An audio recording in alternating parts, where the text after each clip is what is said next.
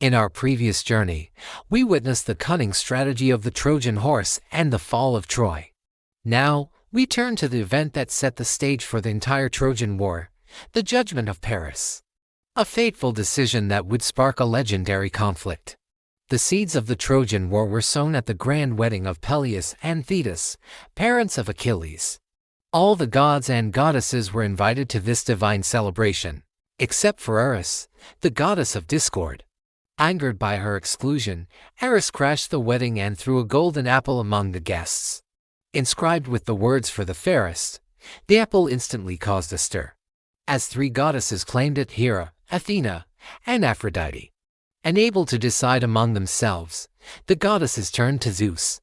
Reluctant to choose, Zeus declared that Paris, a prince of Troy known for his fairness, would make the judgment. The goddesses, accompanied by Hermes, descended to the mortal realm to seek Paris's verdict. Paris, living a humble life as a shepherd on Mount Ida, was astonished to see the goddesses approaching. Each offered him a bribe in exchange for the golden apple, hoping to sway his decision. Hera, queen of the gods, promised Paris power and dominion over all of Asia. Athena, goddess of wisdom and war, offered him unmatched skill in battle and wisdom beyond his years. Finally, Aphrodite, the goddess of love and beauty, tempted Paris with the promise of the most beautiful woman in the world, Helen of Sparta. After much contemplation, Paris awarded the golden apple to Aphrodite, seduced by the allure of Helen. This choice, however, set off a chain of events that would lead to the epic Trojan War. True to her promise, Aphrodite ensured that Helen, the wife of Menelaus, fell in love with Paris. The lovers eloped to Troy, igniting the wrath of Menelaus and setting the stage for a massive conflict. Enraged by the abduction of his wife, Menelaus sought the help of his brother, King Agamemnon of Mycenae. Together, they called upon the Greek leaders who had sworn an oath to defend Helen's marriage, rallying a formidable army to besiege Troy.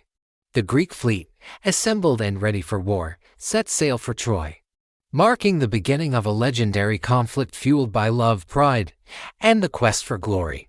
The judgment of Paris had sown the seeds of destruction, leading to 10 years of epic battles and heroic deeds. High on Mount Olympus, the gods watched over the mortal realm. They were not mere observers but active participants in the Trojan War, each deity supporting their favored heroes and manipulating events to their will. Athena, goddess of wisdom and war, stood firmly on the side of the Greeks, guiding and inspiring their warriors. Hera, queen of the gods, and Poseidon, god of the sea, also supported the Greek cause, driven by their own rivalries and grievances against the Trojans. Conversely, Aphrodite, goddess of love, sided with the Trojans, particularly Paris, whom she had promised the love of Helen. Apollo, god of the sun and prophecy, and Ares, god of war, also lent their support to the Trojans, creating a divine balance in the conflict. The gods frequently intervened on the battlefield, altering the course of fights and protecting their favored heroes. These divine acts often turned the tide of battle, showcasing the capricious nature of the gods. Among the Greek heroes, Ajax the Great stood out for his immense strength and bravery. Towering over his peers, Ajax fought valiantly, his massive shield and relentless spirit making him a formidable opponent. During one critical moment, Ajax defended the Greek ships from a Trojan assault, demonstrating his unmatched prowess and earning the admiration of both his comrades and enemies. Odysseus, known for his wit and cunning, played a crucial role in many Greek victories. His strategic mind was invaluable, devising plans that outwitted the Trojans and inspired his fellow warriors. One such instance was a daring night raid led by Odysseus and Diomedes. They infiltrated the Trojan camp, sowing chaos and weakening the enemy's morale. Odysseus's cleverness and resourcefulness were on full display. Diomedes, another key Greek hero, was favored by Athena. The goddess granted him exceptional strength and courage, allowing him to perform extraordinary feats on the battlefield. In one legendary encounter, Diomedes wounded Ares and Aphrodite, showing that even gods could be challenged by mortal heroes. His fearlessness and divine favor made him a critical player in the Greek efforts. The Trojans, too, had their champions. Hector, the noble prince of Troy, received aid from Apollo, enhancing his already formidable skills and bravery.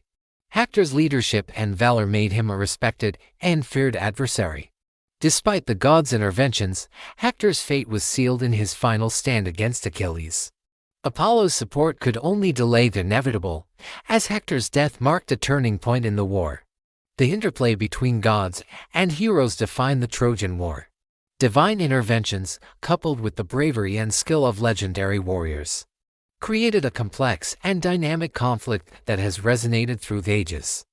With the fall of Troy, the Greek warriors began their journey home. Among them was Odysseus, the cunning king of Ithaca, whose journey would become one of the most legendary tales of adventure and perseverance. Odysseus and his men set sail, eager to return to their families. However, their journey was fraught with challenges from the very start. As the gods' wrath would soon become evident, Poseidon, god of the sea, harbored a deep grudge against Odysseus for blinding his son, the Cyclops Polyphemus. In his anger, Poseidon stirred up violent storms, determined to hinder Odysseus's return. The first of many trials came as a fierce storm wrecked Odysseus's fleet. Struggling against the waves, Odysseus clung to debris, his resilience and will to survive driving him forward. Their journey led them to the island of the Lotus Eaters, where the inhabitants offered a fruit that caused forgetfulness and blissful apathy. Many of Odysseus's men fell under its spell, losing all desire to return home. Odysseus, using his strength and resolve, forced his men back to the ship, saving them from a life of aimless contentment. Their journey continued, fraught with ever greater challenges. One of the most famous encounters was with the Cyclops Polyphemus. Trapped in his cave, Odysseus devised a daring plan, blinding the Cyclops and escaping under the cover of night. Enraged by the blinding of his son, Poseidon intensified his efforts to thwart Odysseus, sending him off course and prolonging his journey with relentless storms and treacherous waters. Odysseus's wanderings brought him to the island of Aia, home to the enchantress Circe. She transformed his men into swine, but with the help of Hermes, Odysseus overcame her spell. Circe, impressed by Odysseus's resilience, became his ally. Odysseus and his men spent a year on her island, regaining their strength and preparing for the next leg of their journey. Guided by Circe, Odysseus ventured into the underworld to seek the prophet Tiresias.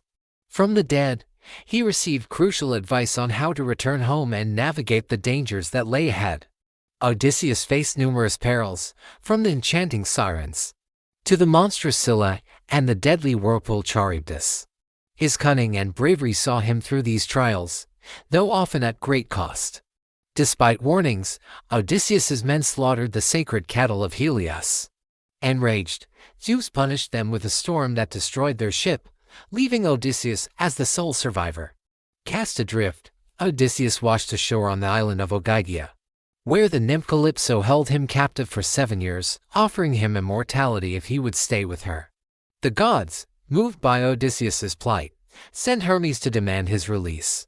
Reluctantly, Calypso complied, and Odysseus set sail once more, longing for his homeland.